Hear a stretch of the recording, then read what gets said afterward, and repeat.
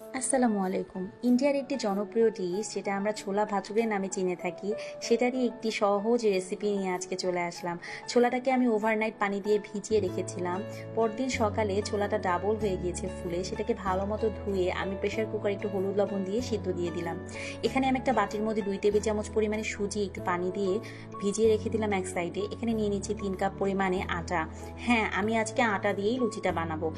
Basically এটা ময়দা দিয়ে বানানো হয়, কিন্তু আমি আটা দিয়ে আজকে করে দেখাবো আপনাদেরকে কেমন হয়েছে আমার লুচিটা। তো যাই হোক, আমি এখানে আটার মধ্যে একটু স্বাদ মতো লবণ, চিনি আর 1 চামচের একটু কম বেকিং পাউডার দিয়েছি।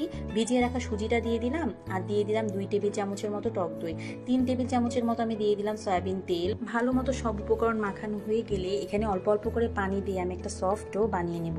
দেখতেই পাচ্ছেন আমি অল্প অল্প করে পানি দিচ্ছি আর মাখাতে থাকছি। ভালো মতো মাখাতে মাখাতে যখন একটা সফট ডো হয়ে যাবে, তখন আমি একটা সাইডে ঢাকনা দিয়ে ঢেকে রেখে দিব এটাকে। তো রেস্টে রেখে দিয়ে আমি সরাসরি রান্নায় চলে আসছি। চুলার মধ্যে একটা প্যান বসিয়ে দিচ্ছি আর দিয়ে দিচ্ছি পরিমাণ মতো রান্নার তেল। তো তেল দিয়ে আমি দিয়ে দিব 2-3টার মতো শুকনো মরিচ, একটা তেজপাতা, একটা বড় এলাচ, 2টা ছোট এলাচ, 3 টুকরো দারুচিনি, একটুখানি জিরা দিয়ে একটু ভালো মতো নেড়ে দিয়ে দিব 1 কাপের মতো পেঁয়াজ কুচি। এটা দিয়ে একটু ভালো মতো ভেজে নিব। আর যখন একটু পেঁয়াজটা নরম হয়ে আসবে, তখন এখানে দিয়ে দিচ্ছি 1 টেবিল চামচের মতো আদা রসুন বাটা। তারপরে দিয়ে দিব আমি 1 চামচের মতো জিরা ধনিয়ার গুঁড়া, দিয়ে দিব স্বাদ মতো একটু লবণ, দিয়ে দিচ্ছি সামান্য একটু হলুদ গুঁড়া, দিয়ে দিচ্ছি 2 চামচের মতো লাল মরিচের গুঁড়া দিয়ে ভালো মতো একটু ভেজে নিব। আর দিয়ে দিব আগে থেকে কেটে রাখা কিছু টমেটো। তো টমেটোগুলো দিব আমি, তার আগে আমি একটু পানিও দিয়ে নিয়েছিলাম। যাই হোক, টমেটোগুলো দিয়ে দিলাম এবং একটু ভালো মতো এটাকে কষিয়ে নিচ্ছি। দেখতেই পাচ্ছেন কষাতে কষাতে এক পর্যায়ে আমি এখানে দিয়ে দিচ্ছি 3 টেবিল চামচের মতো টক দই। টক দইটা দিয়ে ভালো মতো আবারও কষিয়ে নিব। টক দইটা দিলে এটা জিনিসটা মশলাটা একটু সফট হয়ে যায় এবং খেতেও অনেক ভালো লাগে জিনিসটা অ্যাকচুয়ালি।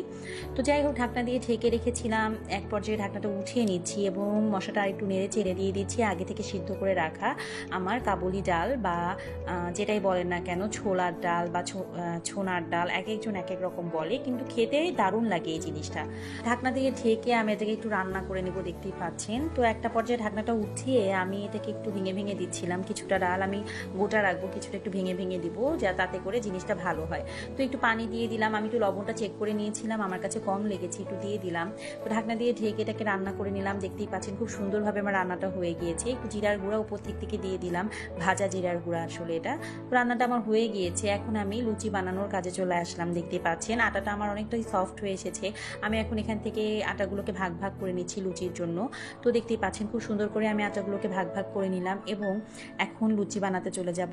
তো আমি এই জায়গাটাতেই লুচি বানাবো, আমার সুবিধা হয় এই জন্যই আর কি। তো ভালো করে একটু পরিষ্কার করে নিলাম টিস্যু দিয়ে এবং এই যে আটা দিয়ে অল্প অল্প আটা দিয়ে একটা লুচি বানিয়ে নিচ্ছি। তো লুচিটা অ্যাকচুয়ালি আমি একটু লম্বা শেপের বানাবো, কারণ আমরা রেস্টুরেন্টে নর্মালি খেতে গেলে আমাদেরকে এইভাবেই সার্ভ করা হয়। দেখতেও খুব ভালো লাগে আর খেতে তো ভালোই হয় আর কি। তো যে যাই হোক, শেপটা আমি একটু লম্বাটে টাইপেরই দেওয়ার ট্রাই করেছি। দেখতেই পাচ্ছেন। তো লুচিগুলো বানানো হয়ে গেলে আমি এখানে পরিমাণ মতো তেল গরম করে নিয়েছি ফ্রাই প্যানের মধ্যে। তার মধ্যেই লুচিটা দিয়ে দিলাম এবং একটু উল্টিয়ে পাল্টিয়ে ভালো মতো ভেজে নিব। দেখতেই পাচ্ছেন। তো যাই হোক, লুচিটা এতটা সফট হয়েছিল কি বলবো, ভিতর থেকে হয়েছিল একদম সফট আর উপর থেকে একটু ক্রিস্পি হয়েছিল। খেতে অসম্ভব মজা লেগেছিল। আমার বাসায় আমি সেদিন ডিনারে এটা বানিয়েছিলাম, সবাই এতটা পছন্দ করেছে কি বলবো। আমার শ্বশুর খেয়ে তো একদম বলেছে যে এটা নাকি ফার্স্ট ক্লাস হয়েছে। তো আলহামদুলিল্লাহ, এই ধরনের কমপ্লিমেন্ট পেতে আসলেই ভালো লাগে অনেক। তো আপনারাও বাসায় অবশ্যই ট্রাই করবেন। এই তো আমি প্লেটের মধ্যে একটু সার্ভ করে নিয়েছি দইয়ের রায়তা আর আচারের সাথে। কেমন লাগলো আজকের ভিডিও অবশ্যই জানাবেন। আল্লাহ হাফেজ।